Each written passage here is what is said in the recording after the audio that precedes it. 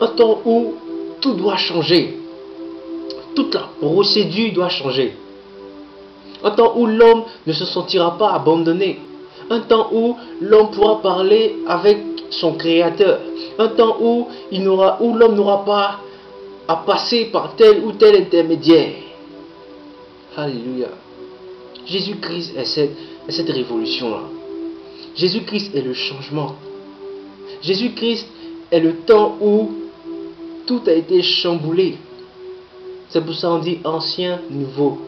Il y a une nouvelle alliance qui s'est formée. Une nouvelle procédure qui s'est mise en place. Alléluia. Jésus-Christ même en parle. Il dit à ses disciples quand il devait partir, il dit, il est avantageux pour vous que je m'en aille, afin que le consolateur vienne. Mais à cette époque-là, les disciples pouvaient dire, mais attends, c'est parce qu'il s'est ressuscité que bon, sa tête ne va pas bien, mais comment il peut dire qu'il est avantageux pour nous qu'il s'en aille? Comment il est avantageux pour nous, hommes, de voir notre Messie s'en aller? Vous voyez, quelque part, c'est comme si Dieu se contredit. Mais regarde ce qu'il dit après. Il dit, pour que le consolateur vienne. Pourquoi? Pourquoi il est avantageux pour nous de voir Jésus-Christ s'en aller pour que l'Esprit vienne?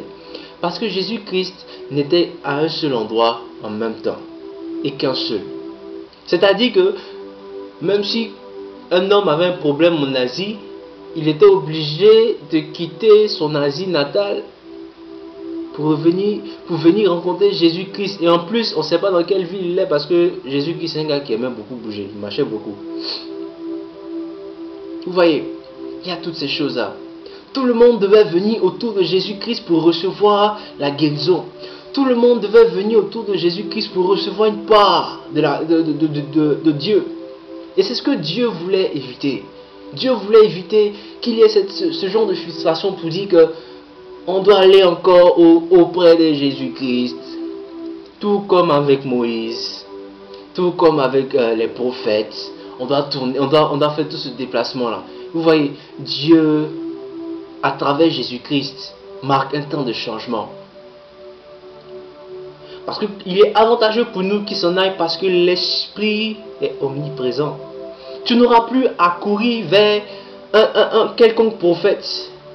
Tu n'auras plus à courir vers un quelconque pasteur. Mais l'Esprit de Dieu est venu vers toi. Et c'est sur le point maintenant que je veux tomber, la décentralisation. Dieu a décentralisé sa présence à tel point que nous avons tous une part de lui en nous. Il nous suffit d'ouvrir la bouche, le Saint-Esprit est à l'écoute. Le Saint-Esprit n'est pas donné simplement au pasteur qui prêche. Le Saint-Esprit n'est pas donné à celui qui est devant la chair. Le Saint-Esprit n'est pas seulement donné à celui qui parle devant la foule. Le Saint-Esprit nous est donné à tous. Dieu a décentralisé sa présence. À tel point que tu t'assieds dans ta chambre, dans le secret. Tu parles, ton Dieu qui t'entend est là. Alléluia. Et c'est sur le point que je veux tomber, ce point-là, la décentralisation, parce que c'est là que nous rencontrons beaucoup de problèmes. Je connais des frères, je connais des sœurs, qui tant qu'elles n'ont pas vu, mais qui n'ont pas vu un pasteur pour prier pour leur sujet-là. No way, ils ne sont pas en paix. Comme si Dieu passait par le pasteur simplement pour agir.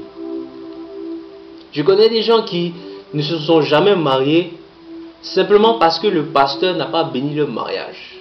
Ah. C'est l'ignorance totale, quoi. Ils ont oublié que Dieu est présent. Ils ont oublié que Dieu est tout près d'eux. Ils ont oublié que Dieu est tout près d'eux. La Bible dit que Dieu est présent, plus proche même que nos vêtements. Il est en nous, il est dans notre cœur. Le temps des prophètes est passé. Le temps des sacrifices est passé. Jésus-Christ est venu marquer la différence. Jésus-Christ est venu mettre fin à cette alliance passée-là. Pour commencer une nouvelle, pour engager une nouvelle. Alléluia. Ton pasteur, il est là, certes, il a l'expérience. Mais ton Dieu ici, il est là en toi. Je connais des gens qui vont passer 1000 ans dans une église, la même place. Il y a une carte de fidélité pour eux-mêmes, tellement qu'ils sont abonnés à l'église. Chaque dimanche, même place, même heure, ils sont là. Peut-être même ils viennent avant tout le monde. Au moment où on balaye la salle, on apprête la salle, ils sont déjà assis. Ils sont assis, mais ils reçoivent la parole pour rien. Parce que Dieu veut décentraliser son pouvoir. Ils sont accrochés aux lèvres du pasteur. Ils sont accrochés aux lèvres du pasteur. Quand ils ont un problème, pasteur. Quand ils ont rêvé de ça, pasteur.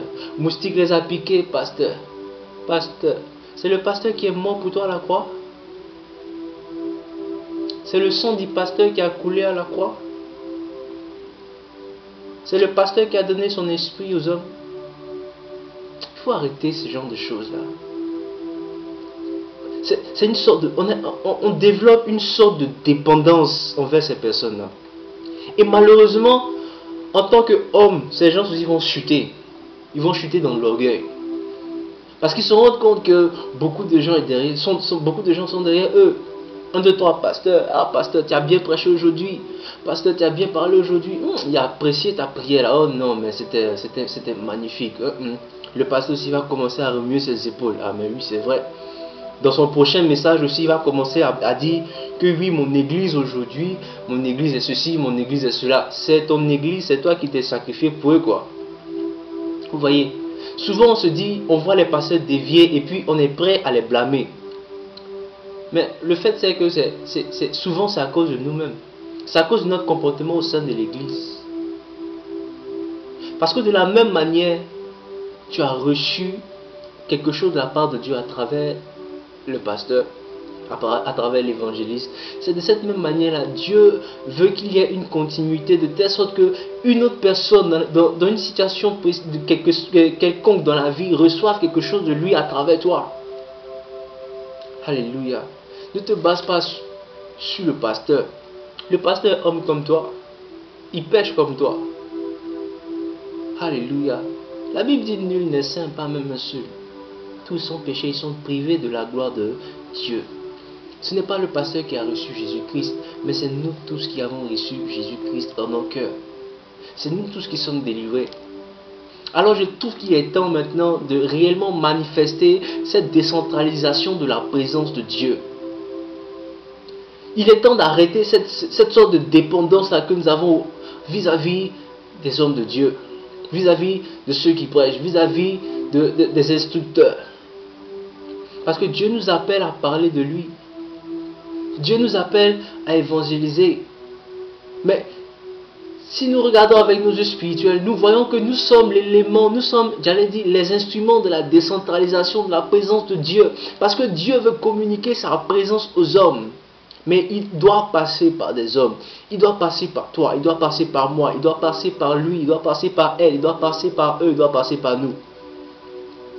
Il est temps que le chrétien se réveille, il est temps que la chrétienne se réveille. L'église doit se réveiller. Alléluia. Je bénis ton nom, Père. Parce que tu aimes tellement tes enfants que tu as donné ton esprit. Et ton esprit est présent auprès de nous, Père.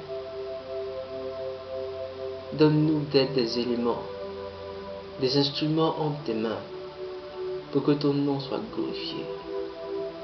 Au nom de Jésus-Christ. Donne-nous de comprendre, Père, que nous sommes tous tes enfants. Que nous avons reçu tous de la même part de cet héritage. À toi soit la gloire. À toi soit la magnificence, Père. Parce que tu fais tomber de nos yeux les écailles. Tu détruis en nous cette dépendance, Père.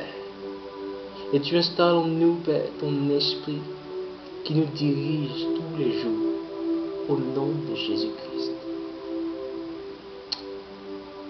On dit Amen.